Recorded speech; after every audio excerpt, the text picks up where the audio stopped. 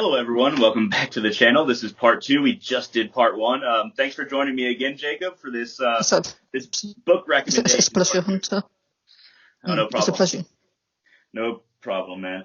So yeah, we kind of decided to make a part two, everybody, because Mm. um, there's a lot of books I got here, and part one. I hope y'all enjoyed that. If y'all have any questions, make sure to comment. But at any rate, let's go ahead and start with Futhark, A Handbook of Rune Magic, by Mm. Edred Thorson. Now, this is basically my rune Bible. So Edred Thorson wrote this, but he researches things extensively. And what I like about this particular book is that it gives you multiple. So, like, I'll just hold up the book real quick for everybody that wants to see it. So he gives the standa for every rune. He gives multiple names. He gives the Germanic. He gives the Old English and the Norse names for every rune and alternative forms of the rune. He gives the phonetic values. So Ansus is the A rune.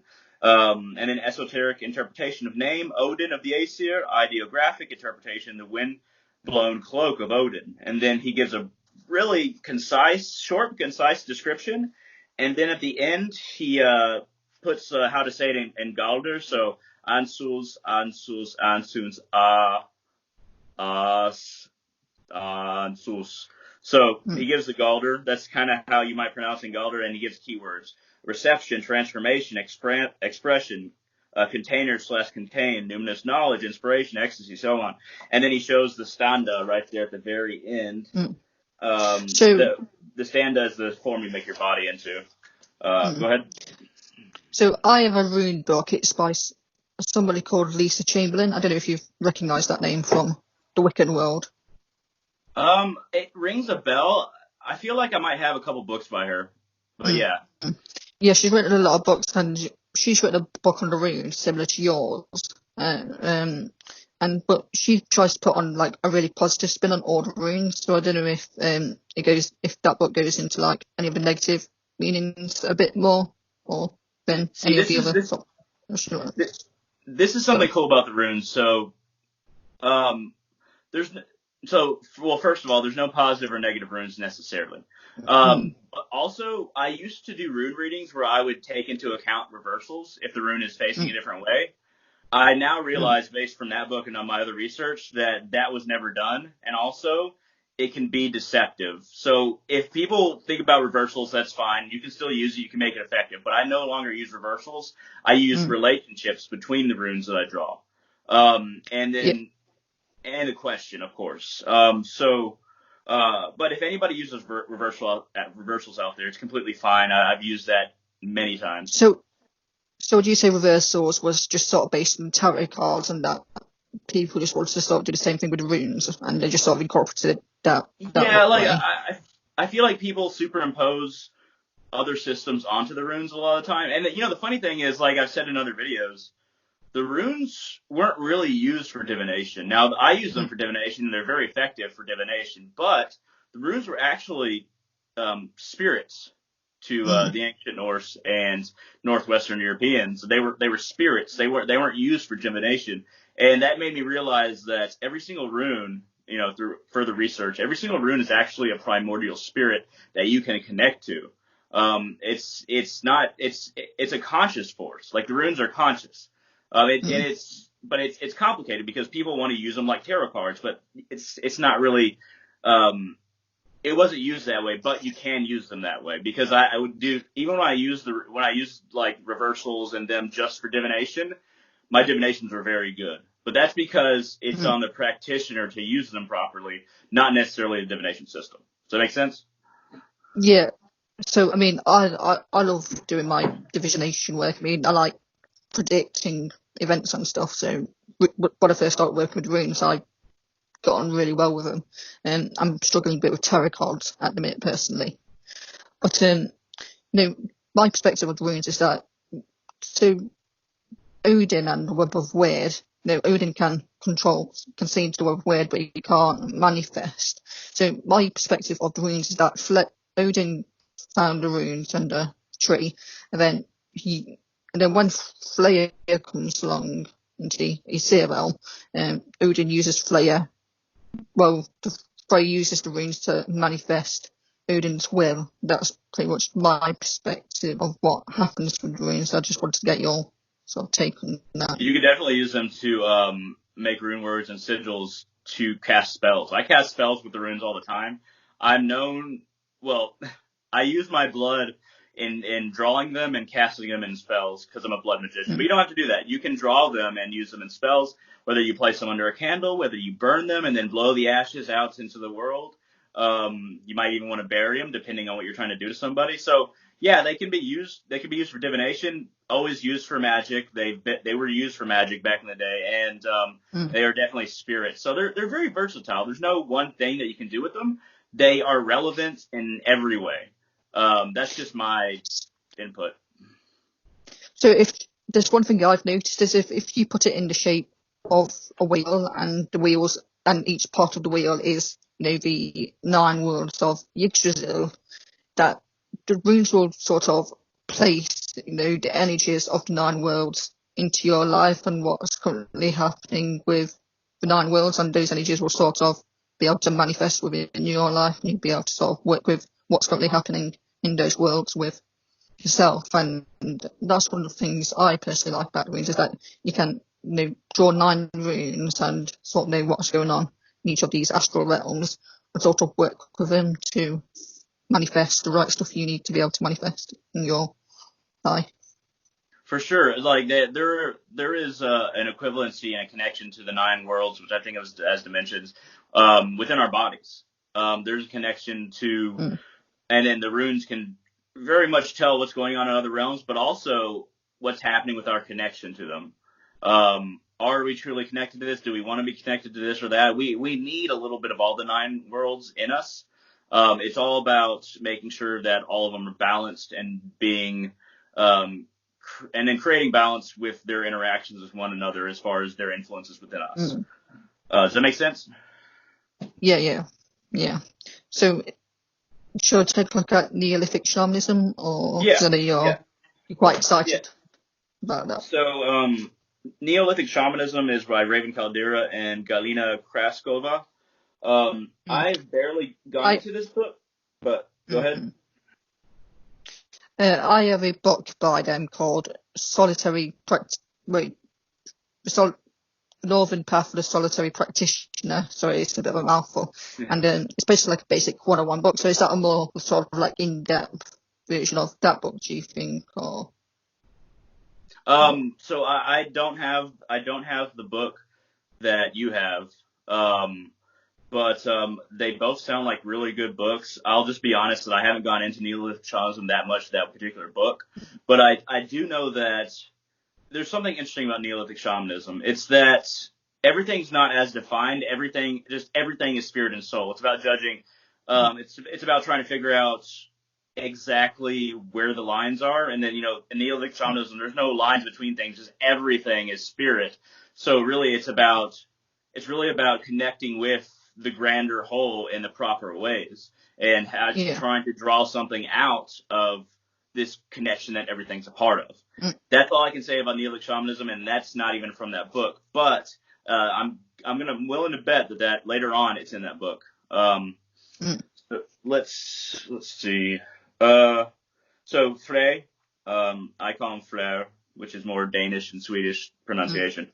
God of the World by Anne Gora Sheffield. I've read quite a bit of this book.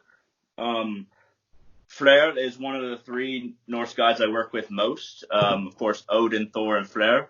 Freyr and Odin, I work more with them than Thor. It's a really comprehensive book. And the thing about this book is that it looks at history as far as like how Freyr was looked at, his association with burial mounds instead of cremation. His association with ancestor worship, like there were kings that were called Freyr, buried and then offered to. But I learned a lot about just the history of the god Freyr. Not so much like me actually working. I've learned other stuff while actually working with him, but that book's very good about the history and different associations that he has. Very good. So my particular patrons are Odin and Freya. That it's basically down to a lucid dream I had. So, what would you? So, let's say I want to call upon Odin, for example. What sort of like sages would you sort of say would work for calling upon Okay, so you're Odin? asking, how do I call upon Odin? Is that kind of where you're going Well, at? well, yeah. So, like, what sort of equipment would Oh, you use? So, like, um, materials. so I'll just take the phone off and go to my shrine over here, Mm, um, because I think that it'll be beneficial for everybody. All right. Bah. All right. So we're looking at my shrine here. I have a number of old. You can see everything, right? yeah, yeah. Okay. All right. So I have three variations on written in kind of very old German. I wouldn't say prehistoric, but like very old German variations on different invocations that I've been using with Odin. And I've placed them upon this incense thing, and I burn either dragon's blood or frankincense. And the reason I have them on the incense holder is because that once the ash gets on it, there's more of a connection between the Mm, process of your spirituality, and you kind of bless these different invocations. So, yeah, I have ash all over here. So when an incense is done burning, I put it in this ash, and then I will also, mm, when I'm calling upon Odin or reciting something or doing a ritual, I will either mark my face with the ash or I will blow it to cast my will into the world. So I usually work with Odin. Well, not usually, but a lot of the time it'll be working with Odin in his form of Draugarotin, which is Lord of the Dead. So what mm, I have in here is grave dirt and a feather. So when I'm working with it, and also ash. So when I'm working with the dead, I might have this feather in it, and then put some ash on it by shaking it and then blowing it onto a mm, gravestone into the air, trying to both get a spirit's attention, but also mm, to basically cast my will to get their attention out. I have the Crown of Success oil, which is good for kind of anointing yourself with mm. either runes or just your third eye. I have a particular pin that's dedicated to Odin, and I have a book that's also dedicated to Odin that I don't think I'll be able to read from, because this is in this book is um, every time I free wrote and connected to Odin and there were messages from him, I Mm, placed them in this notebook, and it's my writings and then a couple of my spells in mm. here too. It's kind of like a grimoire for Odin in a way, and Yeah. knowledge. So I have an offering mug. I have a shell to burn sage in because I use sage all the time. It's not technically Norse, but I also have mugwort, but I use sage all the time. Palo Santo wood. Mm, Um, I have a talisman that I created here upon this shard of pottery that I got from a graveyard after offering mm, in that graveyard so I could take it. I have Draugarotin, Lord of the Dead, and then I marked it with blood so that this little note I can take with me to connect to that part of Odin. mm, I have my runes right upon that because I usually think of the spirits of the dead being very connected to the runes.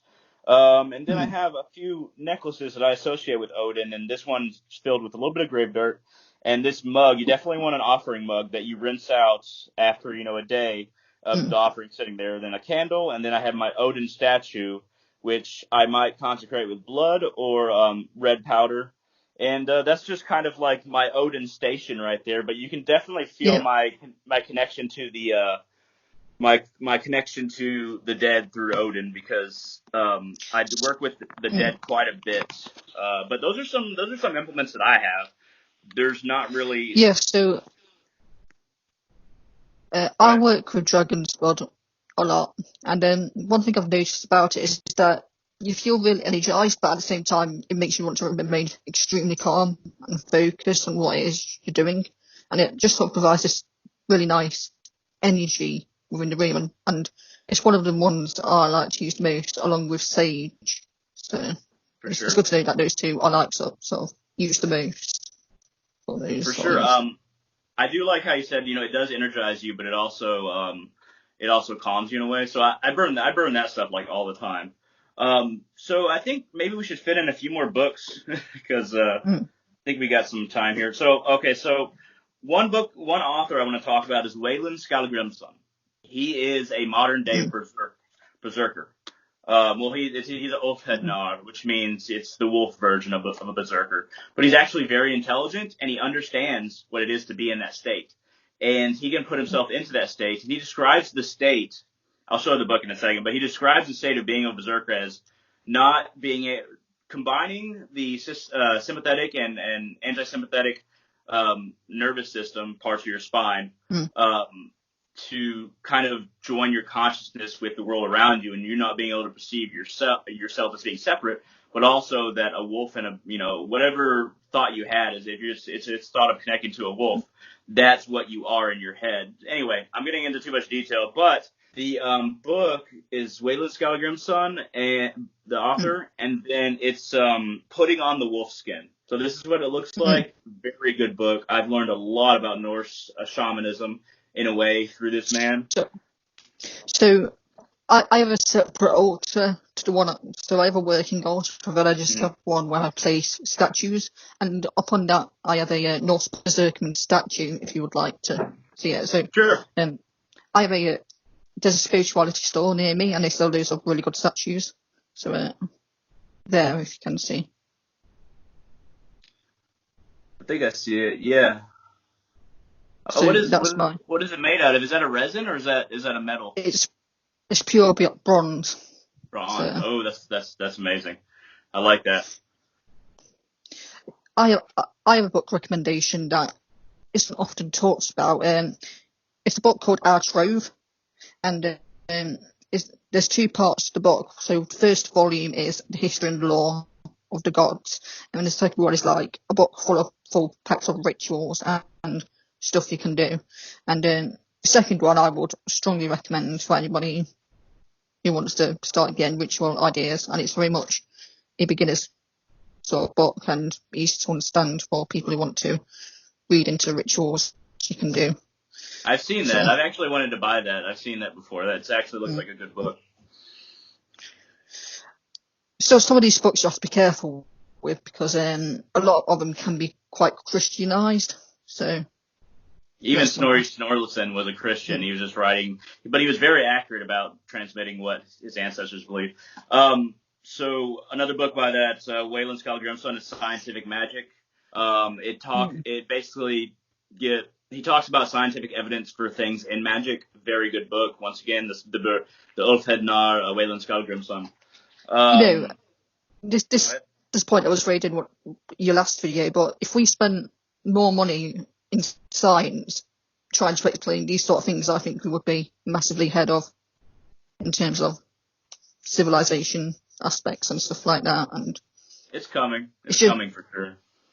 It's just a shame that science denies all these things, yet what we've been saying is exactly what science is saying, just in a completely different. Yeah, well, and the thing is, we're not that far into our scientific revolution. This scientific revolution that we're a part of right now, we're not that far into it. Science is slowly starting to realize that there's evidence for reincarnation, for magic, for things like that. Slow process, but we're actually moving forward. We're only a few hundred years into this current scientific revolution, so I'm looking forward to seeing how science is more used to analyze these things, because I think it's only going to get better. I don't think we're going to get worse. I think we're going to get better. It really feels like we're on ground zero, and that's why I feel so bad right now. But I really believe that things are going to get better. So I think we have to stop. I think we sort of just have to push the science community into looking in our direction a bit more, personally. That is something that I try to push as well, as far as like I do my own research and I contact certain people. But anyway, yeah, I really wish that too, man. So I think I'll just recommend two more books. So Odin's Way in the Modern World by Wayland Skallagrimsson, very good book on Odin. Relevant. That's in my to buy list. So yeah, it's a good one, man. It's very good.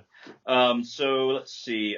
So if y'all don't know about the Havamal, it's supposed to be Odin's words. It's unlikely that it's very old, but as far as relative to other Norse writings and stuff like that. But I truly think that Odin influenced the writing of the Havamal, if not writing it himself. And these are basically the phrases from Odin, as somebody was basically had the connection to Odin to write them because they feel like Odin so much, especially when I have my own grimoire and book with that I work with Odin. A lot of it's very similar. This is a study Havamal, one that I'd very much recommend, where you have a page to write on, and then you have the various stanzas, and the various stanzas are actually so you have the Norse, and then you have a couple interpretations of every single stanza. So that's why it's so big. The study Havamal, very good if you want to study. Go ahead. I very much see the Havamal as sort of like our list of commandments to live by, kind of like the 10 Commandments in the Bible. So I see the Havamal as basically like the founding document of our sort of society we wish to create as Norse pagans. So that's how I sort of view the Havamal. Yeah, that's very valid for sure. I guess the last thing that I'm going to recommend is a book of pagan prayer. This has many prayers from different gods and goddesses, Thor, Ares, different gods of the dead, and it's by Serith. So CEISIWR space SERITH. Very good book. Highly recommend it. So I guess that's all my recommendations I have today, and I guess we'll wrap up. So me and you keep on talking. But is there anything you want to say as far as a recommendation for people? As far as just, like, advice? Just I ask you if you could send me a list over after the video chat. Yeah. Oh, a list of stuff? Yeah. So like materials I can use and stuff like that. Cool. Oh, for sure. Yeah, I can even add it to this video in the center. But thank you all very much for watching. I hope this has been interesting. We've been talking about Norse paganism, Norse shamanism, and really the northern path. And we've been talking about magic a little bit. So this has been a very, and also Yggdrasil, of course, from the first part. This has been a very interesting video. If I send you a link to my channel, would you put it in the description? Sure. For sure. And do you want to give a plug to your channel right now? Yeah, it's just called the Norse Witch, and I'm not doing many videos at the moment. I try and do 2 a week at least, but I just try and make short, snappy videos explaining key concepts. Then eventually I'd like to do a bit of ritual work on the channel as well. So. Excellent, man. Hey, I'm really glad you started a channel. So, like, what kind of picture do you have? As far as like what to look for as far as the picture for the channel? It's just red text saying Norse Witch. So. Okay, that shouldn't be too hard for people to find, especially if once you start blowing up. So yeah, everybody, thank you all very, very much for watching and joining us, and I hope to see you on my channel and his channel in the future.